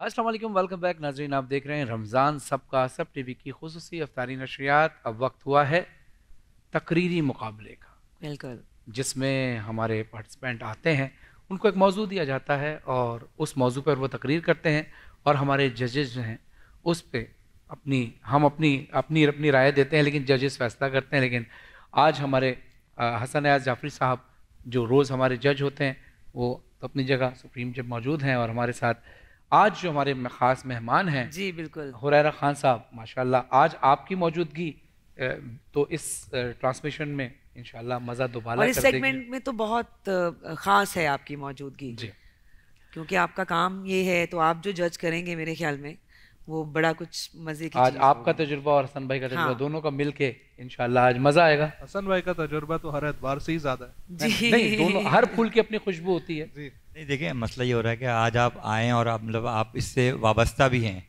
तो हम सब ये चाह रहे हैं कि आज आप फैसला करें, तो हमें भी सीखने का मौका मिलेगा। ये तो आपने आजमाइश और ये नहीं, इनके आजमाइश लिए नहीं, मौला आपको सलामत और रखे। इनके लिए पार्टिसिपेंट जो है इनके लिए हौसला अफजाई का सबब आप सीनियर आदमी। अच्छा जी, मैं बताती शुरू करते चलूँ हैं आप लोगों को, स्पीच कंपटीशन होता है ये, ठीक है। और स्पीच कंपटीशन में हमारे 2 कंटेस्टेंट्स होते हैं हमारे साथ, जिनको हम टॉपिक देते हैं और उस टॉपिक पे वो स्पीच देते हैं यहाँ पे, और फिर हम बाद में ये देखते हैं कि किसने ज़्यादा बेहतर तरीके से डिलीवर किया है स्पीच को, तो उसके मुताबिक हम लोग फैसला सुनाते हैं और विनर अनाउंस करते हैं। तो बस ये एक छोटा सा काम हम करते हैं, और अभी हम बढ़ते हैं अपने पहले कंटेस्टेंट की तरफ। पहली कंटेस्टेंट है हमारी सैयदा मासूमा मेहदी, आप आ जाइए, और आपका टॉपिक है वाकिफ कहाँ ज़माना हमारी उड़ान से। मेरी आंखों के सामने एक अजीब मंजर है सदर अली वकार, कि ये दुनिया एक आलम मुसीबत बनी हुई है।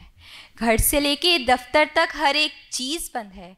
ये वो वबा है कि जिसको कोरोना का नाम दिया गया, कि जिसने लोगों के कारोबार ख़त्म कर दिए, ख़ानदान के ख़ानदान तबाह कर दिए। लेकिन वहीं दूसरी तरफ इस वबा से मुकाबला करके हज़ारों घरों तक राशन पहुंचाने वाला एक ज़फ़र अब्बास उठा, कि जिसने न किसी का दीन देखा, न किसी का मज़हब देखा, न किसी का मसलक देखा, न रंगो नस्ल देखी, बल्कि उसके दिलो दिमाग में एक ही जज्बा था, इंसानियत इंसानियत इंसानियत। और इस मुसीबत के आलम में शख्स ने हज़ारों घरों तक राशन पहुंचाया, बेसहारों को सहारा दिया, मुफलिसों को आसरा दिया।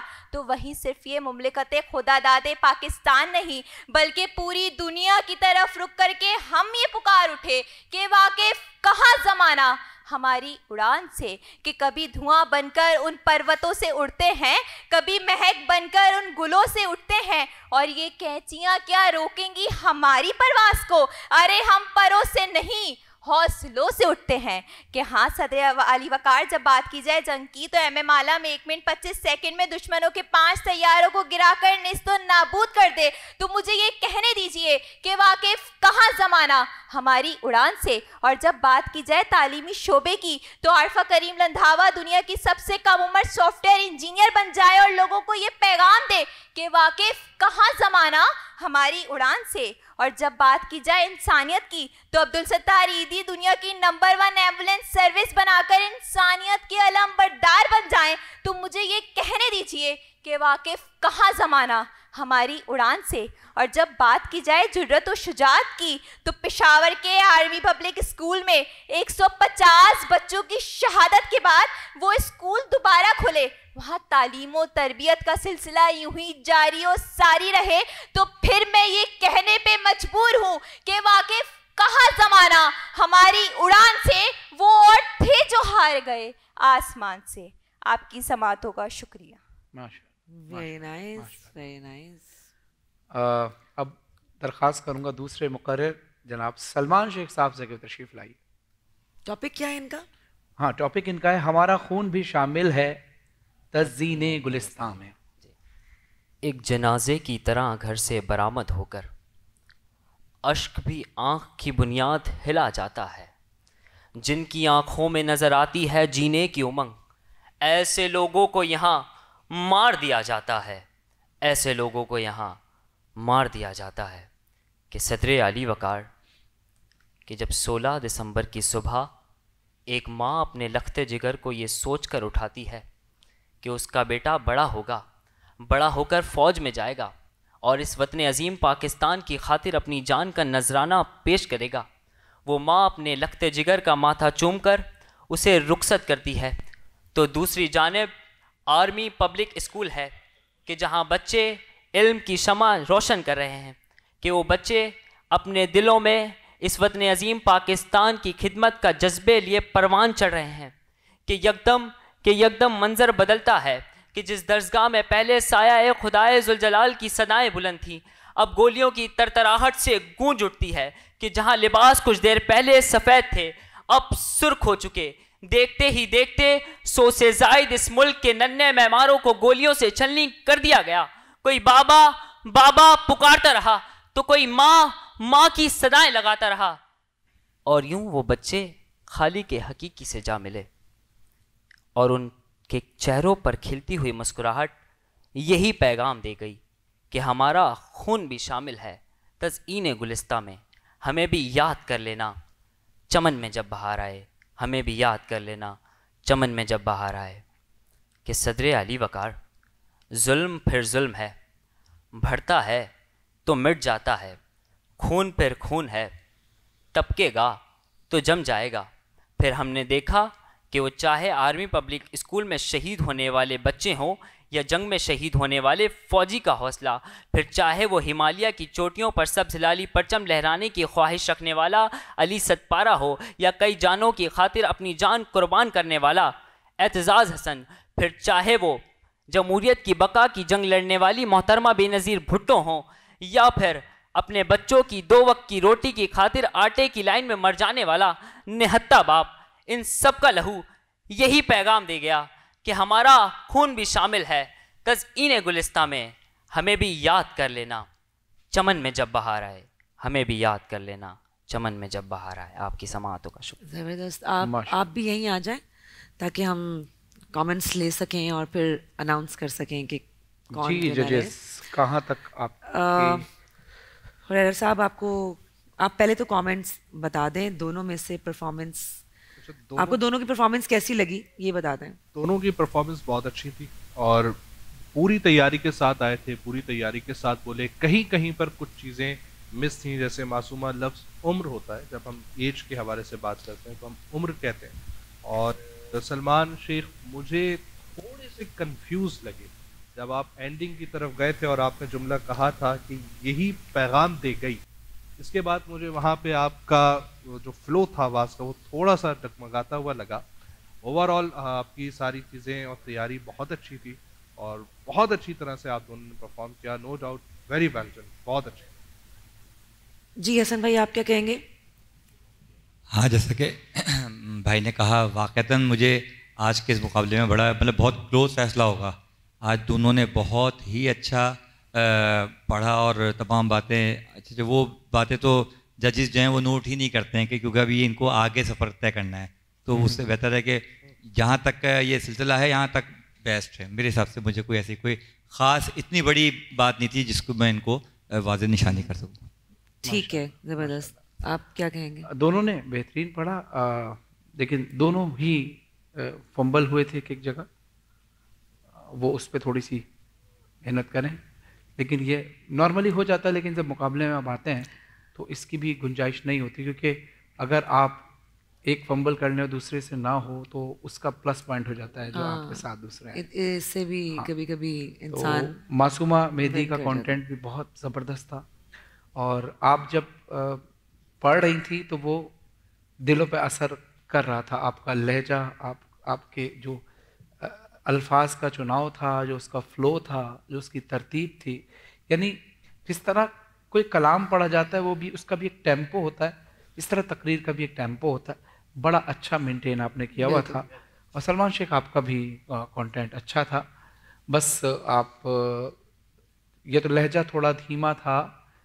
जब आप अचानक से अपने पॉज देकर आप दोबारा आए ना, तो उस पर थोड़ा सा फ़र्क लगा था, लेकिन बहरहाल परफॉर्मेंस बहुत अच्छी थी। जो हमारी पिछली परफॉर्मेंस गुजरी हैं कुछ, उसमें तो हम बहुत नाउमीद हुए थे, लेकिन आप लोगों से उम्मीदें वाबस्ता हैं। मेरे ख्याल से अगर जजेस जो फैसला करेंगे वो छोटी मोटी गलतियां जो होंगी वो इसलिए कोई गलतियां निकालनी पड़ेंगी उनको, ताकि किसी एक को फातेह करार दिया जाए। बिल्कुल, सिर्फ इस वजह से मासूमा का कॉन्फिडेंस बहुत अच्छा था, अदायगी बहुत अच्छी थी, एक एक वर्ड क्लियर था, समझ आ रहा था। आपने फंबल किया था? मुझे याद नहीं है आपने फंबल किया था किया वैसे था। हो सकता है मैंने, क्योंकि मैं तो बहुत गौर से आपके वर्ड सुन रही थी, तो शायद आपका और आपके एक्सप्रेशंस भी देख रही थी, बिल्कुल सही वर्ड्स के साथ सब चल रहा था। फंबल अगर आपने किया भी है तो मुझे पता ही नहीं चला, जो सच्ची बात है। और बहुत आपका A to Z मेरे लिए तो कुछ है ही नहीं कि मैं बोलूं कि मासूमा ने ये गलती की है। और सलमान, आपका शुरू में थोड़ा सा कॉन्फिडेंस की थोड़ी सी कमी फील हुई थी, जो नज़र भी आई। आप जब ये यूट्यूब पे अपलोड हो जाएगा तो फिर आप खुद भी देखिएगा कि मैं सही कह रही हूँ या गलत। बीच में आके आपने कॉन्फिडेंस पकड़ा और फिर शदीद वाला पकड़ा और एंड पे आके फिर लूज़ कर दिया।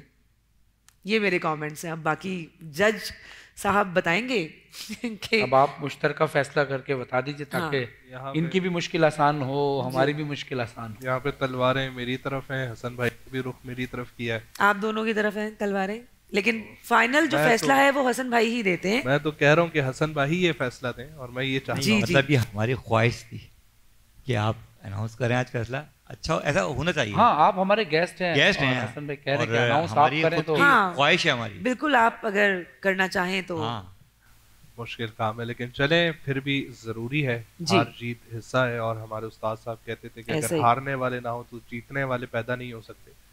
तो आज का मुकाबला बहुत अच्छा रहा, बहुत क्लोज मार्जिन से रहा, लेकिन सिर्फ 0.5 के फासले से यहाँ से आज फातेह हो गया, क्योंकि मासूमा 2 जगह पे आपने फंबल किया, क्योंकि आप कहीं पे चलते चलते भूली। वो जो आपका आई कांटेक्ट डिस्ट्रैक्ट हुआ, वहाँ पे एहसास हुआ कि आपने उसे रिकॉल किया, और आपने रिकॉल करने के लिए जो एक लंबा पॉज दिया, जब आप बहुत ज़्यादा पॉज दे देते अपनी बात के अंदर तो वो अगले को जज को इंप्रेशन ये जाता है, जो कि एक्चुअल में होता है कि आप भूल जाते हैं। लेकिन 0.5 के बिल्कुल फ़र्क से सलमान शेख आज की बाजी ले गए।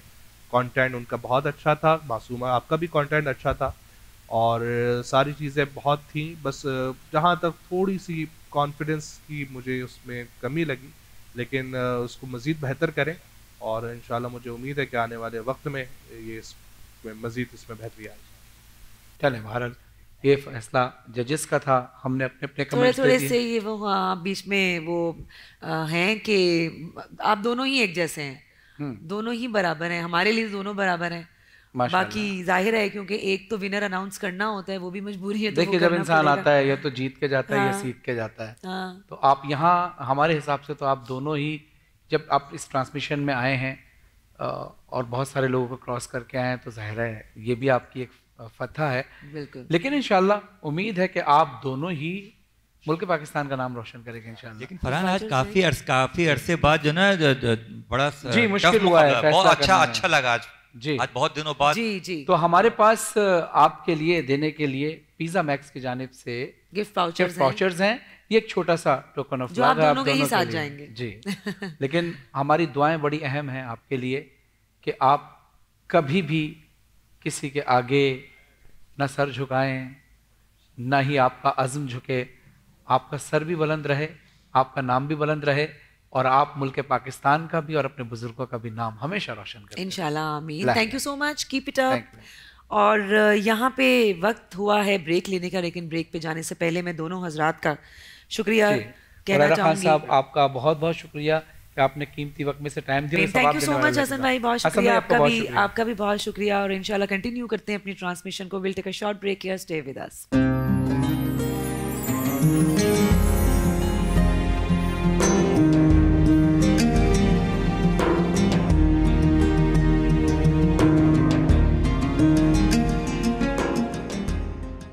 अस्सलाम वालेकुम, वेलकम बैक नाज़रीन। आप देख रहे हैं रमज़ान सबका सब टीवी की खुसूसी अफ्तारी नशरियात। ये वक्त वो है जिसमें हम उलमा कराम से बहुत कुछ सीखते हैं और आप भी बहुत कुछ सीखते हैं। जो भी मौजू हम रखते हैं उसी के हवाले से हम उलमा कराम से गुफ्तगू करते हैं। तो आज का जो हमारा मौजू है वो है इमाम हसन अलैहिस्सलाम का बचपना और वो कैसे गुजरा। इन सारी बातों पर हम गुफ्तगू करेंगे क्योंकि ये 2 दिन हैं। आज का दिन 14 रमज़ान है, लेकिन कल है इमाम हसन अलैहिस्सलाम की आमद का दिन। तो क्योंकि एक ही ट्रांसमिशन में गुफ्तगू होना मुमकिन नहीं थी, इसलिए हम आज भी जिक्र करेंगे और कल भी जिक्र करेंगे। तो आज से हम इब्तिदा करते हैं जिक्र की। हमारे जो मुअज़्ज़िज़ मेहमान हैं हम उनका तारुफ कराते चलते हैं। हमारे साथ मौजूद है मौलाना सैयद मारिज रिजवी साहब। अस्सलाम वालेकुम। वालेकुम अस्सलाम। कैसे मिजाज हैं? ठीक ठाक हैं, बहुत शुक्रिया आपकी शरीफ आवरी का, और दूसरी तरफ हमारे साथ मौजूद हैं जनाब मौलाना जाहिद असलम साहब। अस्सलाम वालेकुम, कैसे मिजाज? ठीक ठाक हैं? आप दोनों की मौजूदगी का फ़ायदा उठाएंगे। सवालात बहुत सारे हमने जमा किए हुए हैं। नताशा, आपसे दरख्वास्त है कि आप सवालात की इब्तिदा कीजिए ताकि जी हम बिल्कुल। मुफ्ती साहब, इमाम हसन अलैहिस्सलाम की विलादत पे और उनके बचपन पे थोड़ी रोशनी डालिए। अऊज़ु बिल्लाहि मिनश शैतानिर रजीम, बिस्मिल्लाहिर रहमानिर रहीम। यख़रुजु मिनहुमुल लुअलुअ वल मरजान फ़बिअय्यि आलाइ रब्बिकुमा तुकज़्ज़िबान। आज का जो मौजू है मेरा फेवरेट मौजू है और हर मोमिन का फेवरेट होना चाहिए, क्योंकि जिसके दिल में इनकी मोहब्बत नहीं है वो मोमिन ही नहीं है। तो इसलिए इसको बड़ी मोहब्बत के साथ इसकी तैयारी भी की है और इंशाअल्लाह आपको भी सुकून मिलेगा, मुझे भी सुकून मिल रहा है। कौन? इमाम हसन अलैहिस्सलाम, जिनकी विलादत का तज़किरा कुरान ने किया। यख़रुजु मिनहुमुल लुअलुअ वल मरजान, यहाँ पर लो से मुराद इमाम हसन अलैहिस्सलाम है। और इमाम हसन अलैहिस्सलाम 3 हिजरी को मदीना शरीफ में पैदा हुए। वान अली रज़ियल्लाहु तआला अन्हु क़ाल लम्मा वलदल हसन सम्माहु हमज़ा फलम्मा वलदल हुसैन सम्माहु अम्महु जाफ़र क़ाल फ़दआनी रसूलुल्लाह सल्लल्लाहु अलैहि वसल्लम। इस हदीस के रावी मौला अली हैं। जब इमाम हसन अलैहिस्सलाम इस कायनात में तशरीफ़ लाए, आप फरमाते हैं कि हमने उनका नाम रखा कुछ और, लेकिन मेरे आका इमामुल अंबिया नबी पाक अलैहिस्सलातु वस्सलाम ने बुलाया। अच्छा, मुहद्दिसीन ने इस रिवायत को बड़ी खूबसूरती के साथ लिखा कि जब इमाम हसन अलैहिस्सलाम इस कायनात में आए तो उनका नाम पहले रखा गया था हमज़ा। फिर मेरे आका ने मौला अली को बुलाया कि अली, इन दोनों शहजादों के नाम तब्दील करके एक का नाम हसन रखा जाए, एक का नाम हुसैन रखा जाए। और मुस्नद अहमद बिन हम्बल जल्द नंबर 1 सफ़ा नंबर 159 पे आपका नाम मौजूद है। और मुस्नद अबू याला जल्द नंबर 1 सफ़ा नंबर 374, मजमू ज़वाइद जल्द नंबर 8 सफ़ा नंबर 52, तारीख़ दिमश्क कबीर जल्द नंबर 7 सफ़ा नंबर 116, सियर एलाम नुबला जल्द नंबर 3 सफ़ा नंबर 347 और तहज़ीबुल कमाल जल्द नंबर 6 सफ़ा नंबर 399। और किताब का नाम है फैज़ुल क़दीर, इसकी जल्द नंबर 1 सफ़ा नंबर 105 पे इमाम हसन अलैहिस्सलाम का ये रिवायत और ये नाम मौजूद है। और इससे भी अजीम शान रिवायत ये है कि आपका जो नाम नामी है इसके बारे में ये आया कि लम यकूना फिल जाहिलियती, ये नाम अहले जन्नत के नामों में से नाम है और ज़माना जाहिलियत में किसी ने भी इस नाम पर कोई नाम रखा नहीं था। भला कैसे रखते? ये नाम तो मेरे रब ने पहले से ही मुकर्रर फरमा दिए थे, बस हुक्म बाद में दिया था कि एक शहजादे का नाम हसन रखना है, एक का नाम हुसैन रखना है। एक किताब है बहुत ही प्यारी, ज़ुर्रियतुत ताहिरा, यानी कि पाक दामन औलाद का तज़किरा, ज़ुर्रियतुत ताहिरा, इसके जल्द नंबर 1 सफ़ा नंबर 68 है। और इसी तरह जो है सवाई के मोहरिका सफ़ा 192 और उसदुल गाबा फ़ी मारिफती साहबा, बहुत ही प्यारी किताब है। इसके अंदर ये रिवायत लिखी गई है कि आपके नाम यानी हसन हो या हुसैन हो, फरमाया कि ये एक तो आसमानी नाम है और दूसरे नंबर पर यह है कि ये अहले जन्नत के नाम है। और तीसरी बात यह है कि इमाम हसन और इमाम हुसैन अलैहिस्सलाम से पहले किसी ने अपने बच्चे का नाम ना हसन रखा था ना हुसैन रखा था। उनका नाम जब मेरे आका के हुक्म के मुताबिक हसन हुसैन रखा गया, फिर उसके बाद रसूलुल्लाह ने फरमाया कि जिस घर में हसन हुसैन होंगे उस घर में अल्लाह तबारक व तआला की रहमतों का नुज़ूल होगा। इससे ये भी पता चलता है कि जब बच्चों के नाम रखें तो इन पाक हस्तियों के नामों पर रखें। खुदा की कसम, नाम का भी बड़ा असर होता है। जब घर में हुसैन होगा तो किरदार हुसैनी खुद ब खुद बन जाएगा। क्या बात है, सुभान अल्लाह, सुभान अल्लाह। जी मौलाना साहब, आप क्या कहेंगे इमाम हसन अलैहिस्सलाम की आमद पे? औज़ु बिल्लाहि मिनश शैतानिर रजीम, बिस्मिल्लाहिर रहमानिर रहीम। जैसे कि अभी मुफ्ती साहब ने विलादत की भी तफसील बयान की, मैं यहाँ पर अपने मकतब की नुमाइंदगी करते हुए ज़रा एक जुमला कहूँगा कि हमारे यहाँ ये रिवायत जैसे कि जो रिवायत इन्होंने अर्ज़ की वो भी मौजूद है और काफ़ी रिवायतें हैं कि अमीरुल मोमिनीन ने और जनाब सैयदा सलामुल्लाह अलैहिमा ने दोनों ने अपने बच्चों का नाम इमाम हसन और इमाम हुसैन अलैहिस्सलाम का नाम रखा था विलादत के वक्त, आमद के वक्त।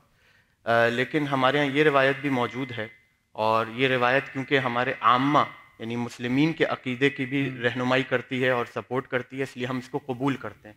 अलबत्ता दूसरी रिवायत जो है वो हमारे मौजूद है तरफ़ैन में और मुस्लिमीन की किताबों में मौजूद है, लेकिन हमारे यहाँ तरजीह इस रिवायत को दी जाती है कि रसूल खुदा से पहले अमीरुल मोमिनीन अलैहिस्सलातु वस्सलाम, रिवायत तफसीलन यूँ है कि जब इमाम हसन अलैहिस्सलाम की विलादत हुई, इस दुनिया में तशरीफ़ लाए और नूरानी आमद थी, तो जब रसूल खुदा सल्लल्लाहु अलैहि वाले के पास इमाम को लाया गया, गोद में थे छोटे से, तो जनाब सैयदा सलामुल्लाह अलैहा ने सफ़ेद पारचे में लपेटा था, लेकिन जो ख़वातीन थीं उन्होंने ज़र्द पारचे में लपेटा था।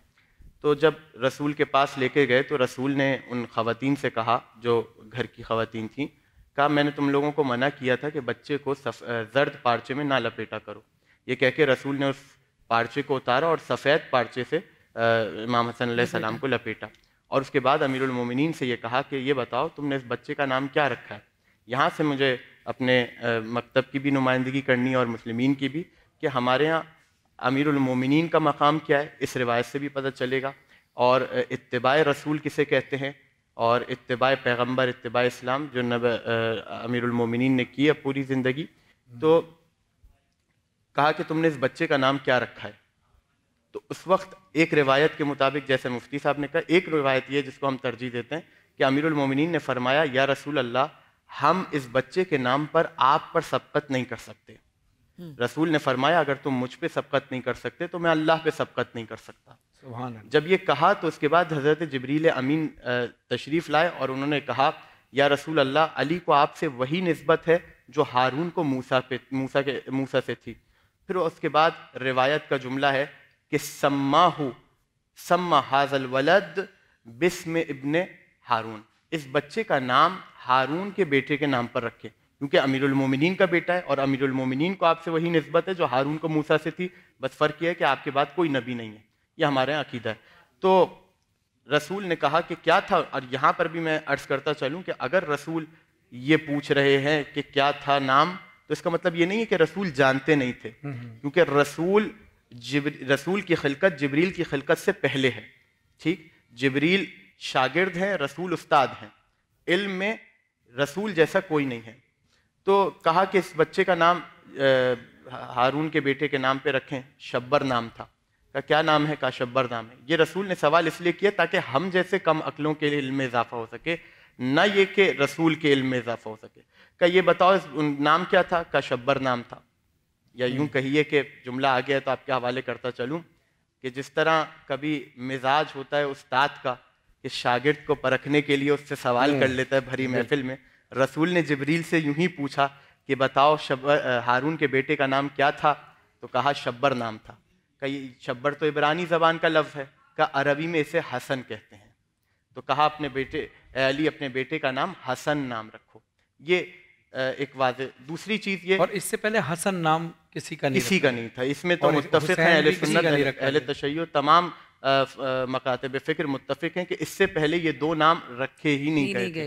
ये ख़ासा है। दूसरी चीज़ ये कि जब नाम रखा, और नाम एक रिवायत के मुताबिक ये है कि 7वें दिन इमाम हसन अलैहिस्सलाम की आमद के 7वें दिन ये नाम रखा गया। और उसके बाद अकीका, खुद रसूल ने अकीका करवाया, खुद रसूल ने अपनी ज़बान चुसाई है इमाम हसन मुज्तबा अलैहिस्सलाम। ये जो जुमला है ना तारीख़ का कि अपनी ज़बान चुसाई है, ये कोई छोटा जुमला नहीं है। ज़बान रसूल क्या है, ज़बान रसूल को समझें। जब कुरान ये कह रहा है वमा यंतिक़ु अनिल हवा इन हुवा इल्ला वह्युन युहा, मेरे हबीब आप कोई कलाम करते ही नहीं है जब तक वही ना आ जाए। ये मेरा हबीब कोई कलाम नहीं करता जब तक वही ना आ जाए। जिसकी ज़बान पे मोहरे नबूवत हो, जिसकी ज़बान पे मोहरे वही लग चुकी हो, वो अपनी ज़बान चुसा रहा है। और अमीरुल मोमिनीन अलैहिस्सलातु वस्सलाम जब इल्म के दरिया बहाया करते थे और लोगों को हैरान कर दिया करते थे, उलमा को हैरान कर दिया करते थे, हुक्मा को हैरान कर दिया करते थे, लोगों की जब बाछें अली के इल्म के समंदर को देखकर खुली होती थी, उस असना में अली कहते थे हाज़ा लुआब मुहम्मदिन रसूलुल्लाह, ये जो लुआब है, ये जो तुम इल्म सुन रहे हो, ये लुआब मुस्तफ़ा की तासीर है। तो ये लुआब मुस्तफ़ा का असर था जो अमीरुल मोमिनीन की ज़बान और इमाम हसन अलैहिस्सलातु वस्सलाम की ज़बान और इमाम हुसैन अलैहिस्सलातु वस्सलाम की ज़बान में नज़र आ रहा था दुनिया को, लोगों को। इसी तरह बचपन के कई वाक़यात इमाम हसन अलैहिस्सलातु वस्सलाम के हैं कि जहाँ पर इमाम हसन अलैहिस्सलाम ने हैरत में डाला है लोगों को अपने इल्म के ज़रिए। वो इल्म कहाँ से आ रहा था? वो इल्म रसूल खुदा के पास से आ रहा था, वो इल्म अल्लाह के पास से आ रहा था।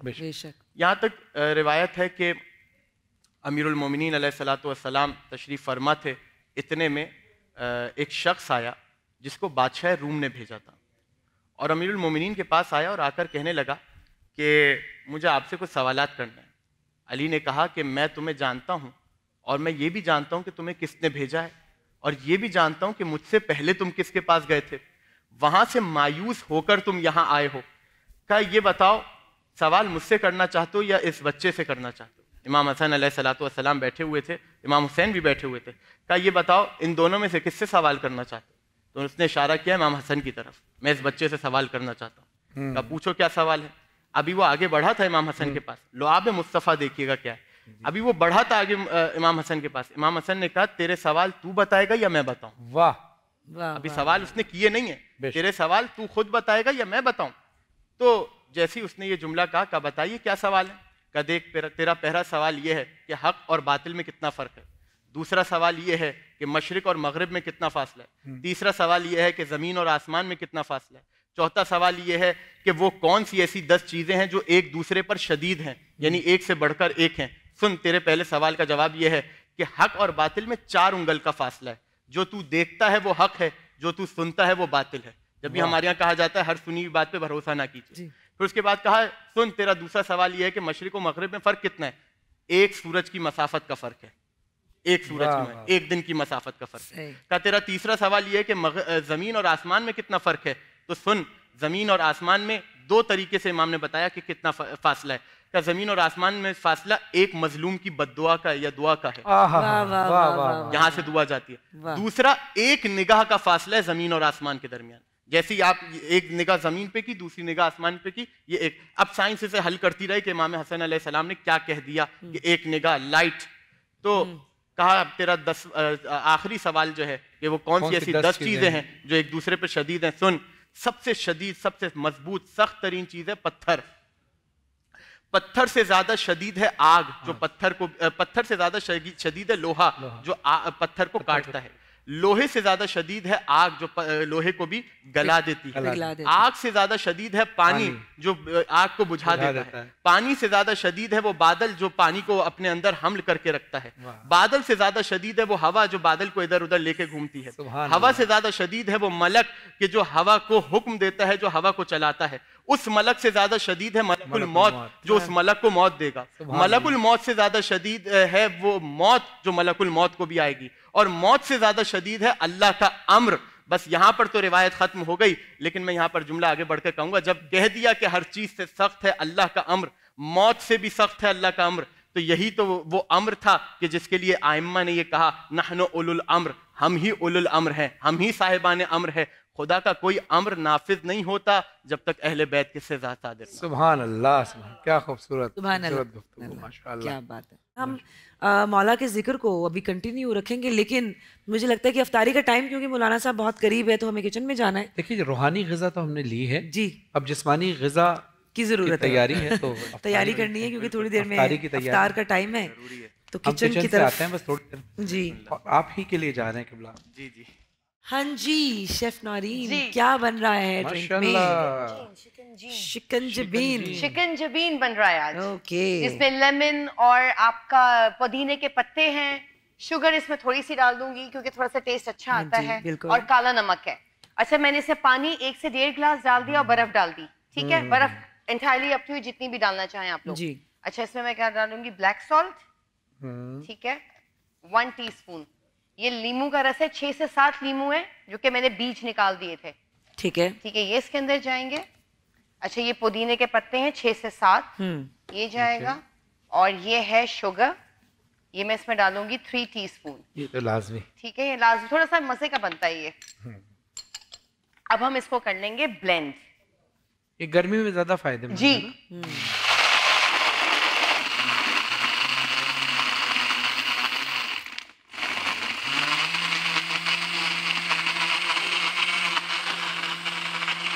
क्या बात है, क्या बात है।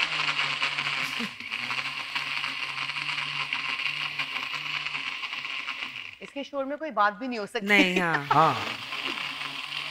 इसलिए मैं पहले दिन से कह रहा हूँ कि एहतराम ब्लेंडर है कि आप खामोश रहें। एहतराम में। चलें जी, ये डन हो गया। ठीक है, ठीक है, हम इसको सर्व कर लेंगे।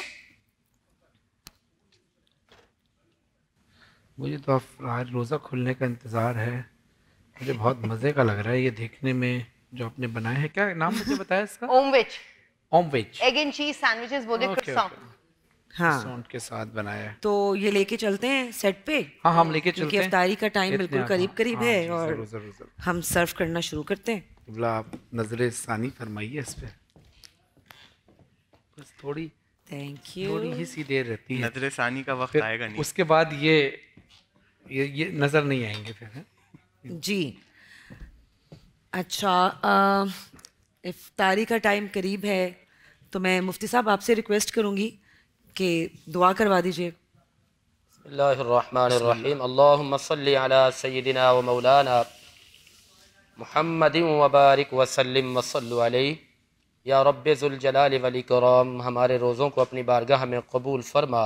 ऐ मेरे मालिक, हमने तेरे प्यारों का तज़किरा किया, ये तज़किरा हमारे लिए ज़रिए निजात बना। इलाही आमीन। ऐ मेरे मौला, अपने महबूब का सदका, महबूब की औलाद का सदका हमारी लग़्ज़िशात को मुअफ़्फ़ फरमा। इलाही आमीन। ऐ मेरे मालिक, अपने प्यारे महबूब के वसीले जलीला से उम्मत मुस्लिमा की खैर फरमा। इलाही आमीन। वतन अजीज़ मुल्क पाकिस्तान के दर दीवार की सलामती फरमा। इलाही या रब्बल आलमीन, जहाँ कहीं भी मुसलमान आबाद हैं उन सब के साथ खैर और भलाई के मामलात फरमा। इलाही आमीन। बीमारों को सेहत याबी अता फरमा। इलाही आमीन। जो तंग दस्त हैं मेरे मालिक, उनकी मदद फरमा। हमारी ये कोशिशें अपनी बारगाह में कबूल फरमा। सुब्हान रब्बिका रब्बिल इज़्ज़ति अम्मा यसिफून व सलामुन अलल मुरसलीन वल्हम्दुलिल्लाहि रब्बिल आलमीन। इसी दुआ के साथ हम ब्रेक पे चलते हैं क्योंकि कराची और उसके मुज़ाफ़ात में अज़ान मगरिब का वक्त है। इफ्तार होने वाला है। आप लोग भी जाइए, ब्रेक लीजिए, इफ्तार कीजिए और हम लोग भी एक ब्रेक की तरफ बढ़ रहे हैं। इंशाल्लाह एक ब्रेक के बाद दोबारा हाजिर होते हैं।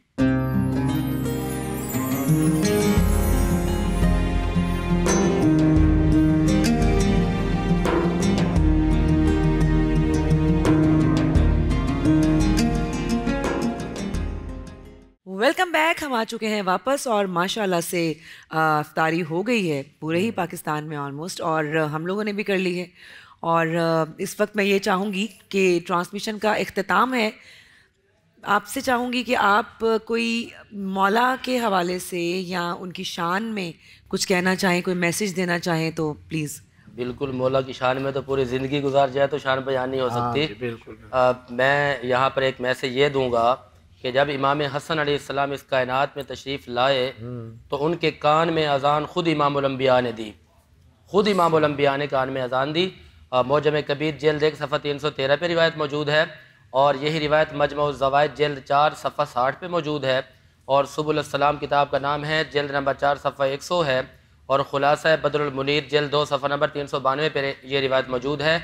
मेरी एक मोहब्बत है, मैं चाहता हूँ कि ये वाक़या ज़रूर आपको बताऊँ इख्तिसार के साथ कि जब इमाम हसन और इमाम हुसैन अलैहिस्सलाम दोनों कुश्ती लड़ रहे थे तो ये रिवायत बड़ी मोहब्बत वाली है। मेरा दिल बड़ा खुश होता है जब ये रिवायत मैं पढ़ता हूँ।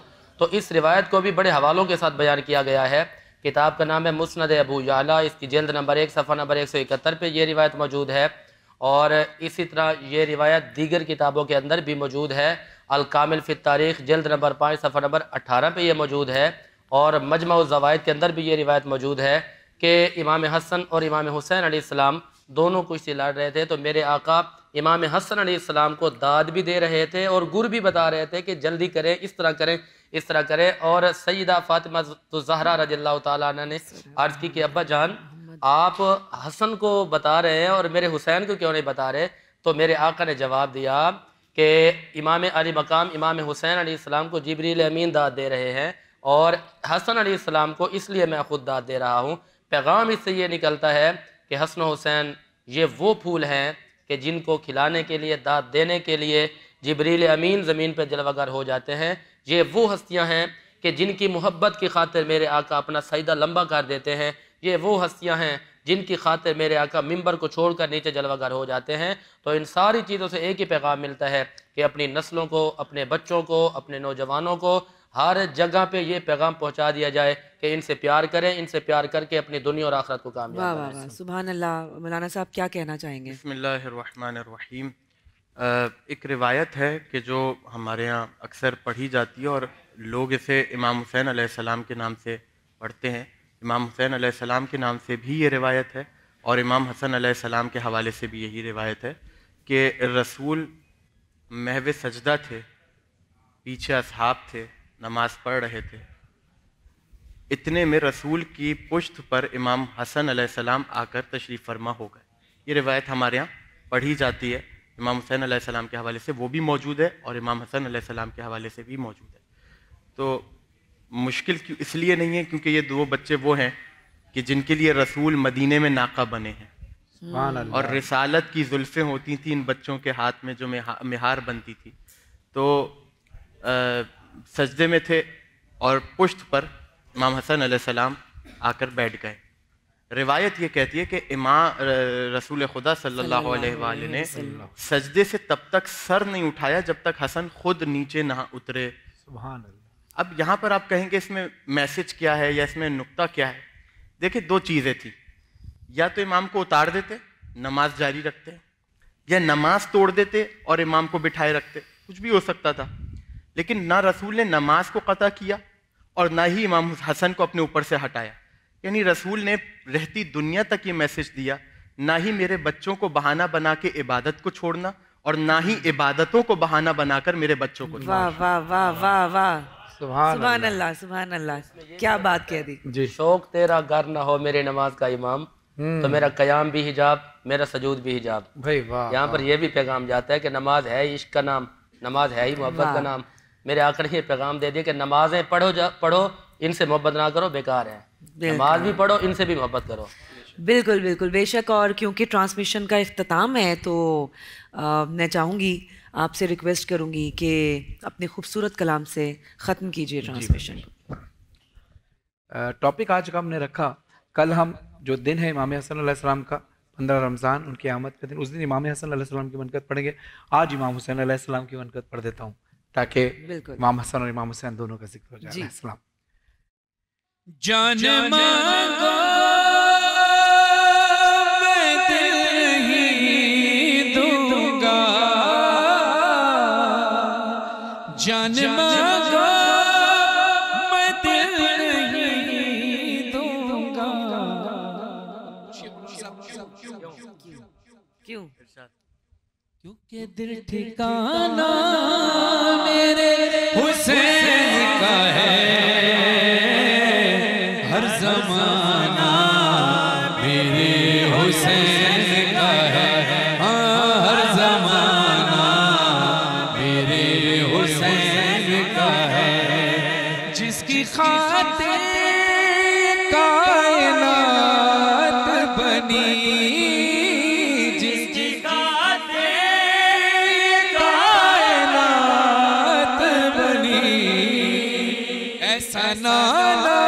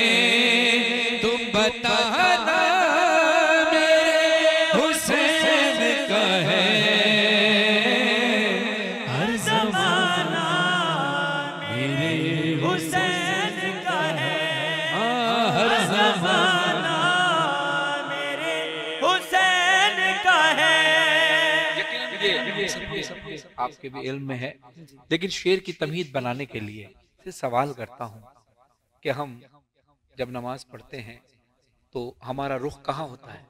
किबले की। किबला हज करने कहाँ जाते हैं? कहाँ जाते हैं? खाने काबा। ये जो काबा तुम न समझोगे, ये जो काबा है तुम न समझोगे।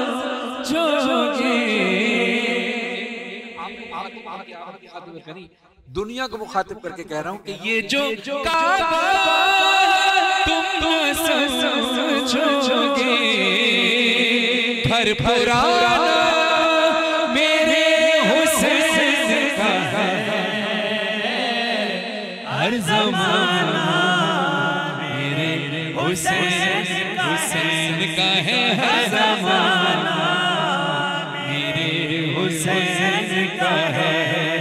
जब से घर में सजे मेरे जो रसूल खुदा सल्लल्लाहु अलैहि वसल्लम के हाथ से चला, मौला अली तक आया, मौला अब्बास से मंसूब हो गया। ये वही अलम है जो रसूल का दिया हुआ अलम है। तो फिर समाअत फरमाइए। जब से घर में सजे मेरे अलम, आना जाना मेरे हुसैन का है, हर ज़माना मेरे हुसैन का है, हाँ हर ज़माना मेरे हुसैन का है। जिस जगह बनाए जाते हैं, हाँ जिस जगह बनाए जाते हैं, कारखाना मेरे हुसैन का है, हर ज़माना मेरे हुसैन। सुभान अल्लाह, क्या बात है, हर ज़माना मेरे हुसैन का है। अब शेर समाअत फरमाइए। 10 मुहर्रम थी, इमाम हुसैन अलैहिस्सलाम ने जनाब अली असगर का खून, जब अली असगर शहीद हो गए 6 महीने के शहजादे, जब शहीद हुए तो खून इमाम हुसैन अलैहिस्सलाम के हाथों में था। इमाम हुसैन अलैहिस्सलाम ने ज़मीन पर फेंकना चाहा, ज़मीन से आवाज़ आई, या हुसैन ये खून नाहक है, अगर इधर आया तो क़यामत तक अनाज का दाना नहीं उगेगा। इमाम हुसैन अलैहिस्सलाम ने आसमान की तरफ फेंकना चाहा तो आसमान से आवाज़ आई, ऐ हुसैन ये खून नाहक है, आसमान की तरफ आया तो क़यामत तक पानी का कतरा नहीं बरसेगा। इमाम हुसैन अलैहिस्सलाम ने वो खून अपने चेहरे अक़दस पे मल लिया। अब कहना पड़ेगा, हक बनता है। रेहान आज़मी साहब ने क्या हक बात लिखी है कि उग रहा है जो शुरा, उग रहा है जो शुरा, दाना दाना मेरे हुसैन का है, हर ज़माना मेरे हुसैन का है, हर ज़माना। ये कलाम जब मैंने रिकॉर्ड किया तो बहुत सारे अशार रेहान आज़मी साहब ने इसमें लिखे थे। जो रिकॉर्ड नहीं किया था, कुछ शेर रह गए, तो उसमें से एक शेर पेश कर रहा हूँ। है जो किस्मत में है जन्नत की, है जो किस्मत में है जन्नत की, सारा खाना मेरे हुसैन का है, हर ज़माना मेरे हुसैन का है। ज़ाहिर है आपको पसंदीदा कलाम मौलाना ज़ाहिद असलम साहब ने मुझे खास तौर पे कहा कि ये कलाम पढ़ें। अब आपकी मोहब्बत है, मैं एक और शेर पढ़ रहा हूँ जो रिकॉर्ड नहीं हुआ था। एक नया शेर आपकी समाअत की नजर कर रहा हूँ। एक सब्र से हजार दो, मारे एक सब्र से हजार दो, क्या निशाना मेरे हुसैन का है, हर ज़माना मेरे हुसैन का है। मुझ मेरे ये शऊर जो है, खुदा ललील में जगह अता फरमाए। बहुत बेहतरीन शायर थे, पाकिस्तान का, हमारी मुल्क को, कौम का सरमाया थे। खुदा उनको जन्नत फिरदौस में आला मकाम अता फरमाए। मुझ मेरे हाल ये शऊर जो है, शायराना मेरे हुसैन का है, हर ज़माना मेरे हुसैन का है। रोज पढ़ता हूँ